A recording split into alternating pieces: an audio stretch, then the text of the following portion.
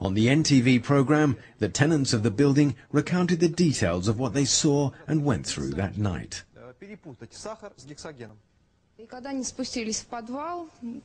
When the police went down to the basement, they weren't very enthusiastic because it's in a terrible state, and some people use it as a toilet. But when they came back up, the expressions on their faces were very different. The cops were running all over the building, banging on doors and shouting, "Everybody out, there's a bomb in the building." After what had happened in Moscow and other places, everyone went down into the street in their dressing gowns and slippers. We've got a 3-year-old. We grabbed him out of the bath, soaking wet. We wrapped him up in a towel, put our heads down and ran. I got there at 10:15 that evening. I brought all the people who live in the building together and told them, "We've checked the basement and the attics. The building is safe." And I told them, as head of the local FSB, "You can go back to your homes." This is the first statement by Sergeyev to contradict the facts. The tenants actually spent the whole night in a nearby cinema. The inspection of the buildings was taken so seriously that they couldn't go back to their homes until the following morning. We weren't allowed back in, and the police stayed in the building until 10 o'clock in the morning. They let us away at 2 o'clock. I noted down midnight. We were taken to the October cinema. There was no heating. It was freezing for the children. Well, I was there with you. We were all there in the October cinema. There's no point in lying. Maintaining a false version of events is always difficult. Not long before this clash, General Sergeyev had been telling a completely different story. I was with you all night. I worked with you until morning. We spoke to each other, and yes, the situation was certainly serious. On the night itself, the former head of the Ryazan office of the FSB was as certain as anyone else that there had been a bomb in the building. Sergeyev came over to us several times. Around 2 o'clock in the morning, when the bags had been checked, he got us all together in a circle around him and said, "Today is your second birthday." There were 3 bags of explosive programmed to go off at 5:30. You would have all been there, and you would all have been blown sky high. From this statement, made on the night by the local head of the FSB, it was clear to all that a real bomb had been defused. There were 3 bags. The one in the middle had a hole in it. There was an electronic watch inside with wires coming off it. I put my hands in and started gently taking the wires out of the bag. This photo of the detonator was taken the next day, the 23rd of September. As for the bags, analysis revealed traces of hexogen, an extremely powerful explosive. Acting on the experts' conclusions, on the night of the 23rd of September, the Ryazan public prosecutor ordered criminal proceedings to be instigated in accordance with Article 205 of the Penal Code, terrorism. 1,200 police officers and soldiers were thrown into the hunt for the bombers. Their identikit pictures were pasted all over town and distributed to all police patrols. There were 2 men, one with a mustache and a woman in a tracksuit. She was sitting in the back. On the evening of the 23rd of September, Prime Minister Putin announced to the world, "As far as the events in Ryazan are concerned, I don't think they made some kind of cock-up. If these sacks with the explosives were noticed, that means there is at least one plus factor, that the public is reacting in the right way to the events taking place in our country today." In this way, Putin confirmed that a terrorist attack really had been thwarted in Ryazan. The Ryazan telephone exchanges had been put on red alert. The telephonist, Nadezhda Yuknova, intercepted a suspicious call to Moscow. The number that was dialed began with 224, which is the exchange that services the Lubyanka, the FSB headquarters.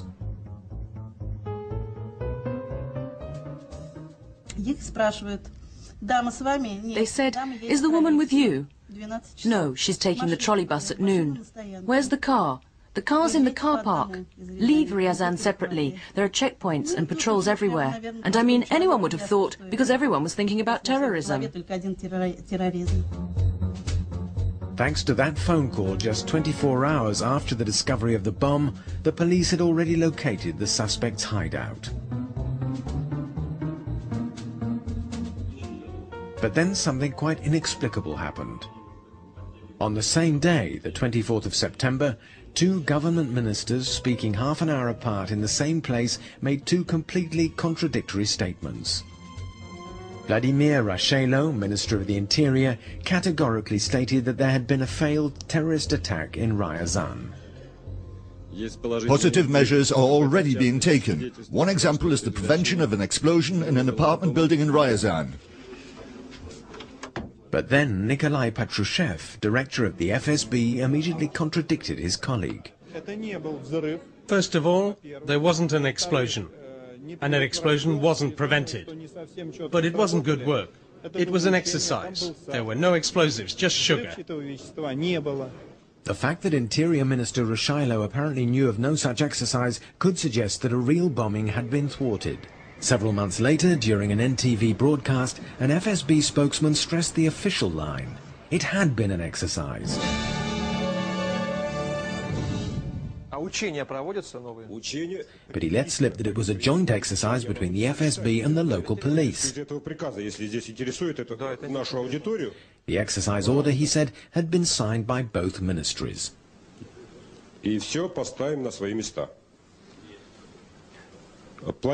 A major operation involving all the members of the Russian Federation was jointly planned by the police and the FSB. The operation was codenamed Anti-Terror Whirlwind. It was signed by Patrushev and Russsio. Even high-ranking Secret Service officers had difficulty supporting the exercise version of events. I don't get it. Why did it take 2 whole days to tell the world it was an exercise? Frankly, it's incomprehensible. Well, it's obvious. We wanted to check the logical follow-through of our operation, including the hunt methods for terrorists. That's why we didn't reveal it was an exercise. Right, but you couldn't have told Russsio? Well, you know, things can sometimes get muddled during an exercise. Anyway, during the exercise, we were checking our systems and the systems of the Interior Ministry. Well, can you believe this? Russsio says it was a great achievement, and half an hour later, Patrushev says, "Oh no, it was just an exercise." But Vladimir Putin found himself in an even more awkward position. He had also announced that a bombing had been thwarted. Had the Prime Minister known about the exercises in Ryazan? The notion that until Patrushev's announcement on the 24th of September, Prime Minister Putin didn't know about any exercise being held in Russia is improbable. If that was the case, Putin would have had to sack Patrushev the moment he heard that the exercise was being held in Ryazan, because it would have meant that Patrushev had not only misled the whole country, but Putin too. Patrushev didn't lose his job. So Putin must have known that Patrushev was holding an exercise in Ryazan on the blowing up of an apartment block.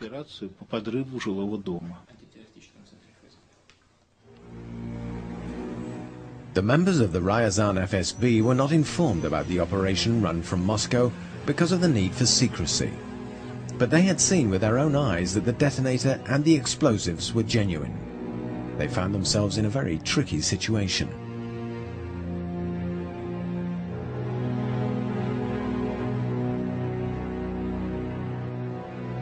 To put it mildly, Sergeyev wasn't pleased. In fact, he was beside himself with rage. After all, in this case, his professional pride as a member of the Special Services had been trampled in the dirt. How could an FSB general not know what was going on in his own patch? Even worse, now the Moscow bosses were trying to force the local Ryazan FSB to change their game completely. And then, to cover themselves and separate themselves from the actions of the center, the local Secret Service men published an absolutely unique statement. I would say this document is concrete proof of the involvement of the FSB in the Ryazan attack. I'm going to read these few lines from the Ryazan FSB statement. It has been made known that an imitation detonator, discovered on the 22nd of September, was part of a joint operation. This announcement came as a surprise to us. It came out just as our agents had identified the place where the bombers were living in Ryazan and were preparing to arrest them. It was precisely at this moment that Patrushev replaced the real attack story with the exercise theory.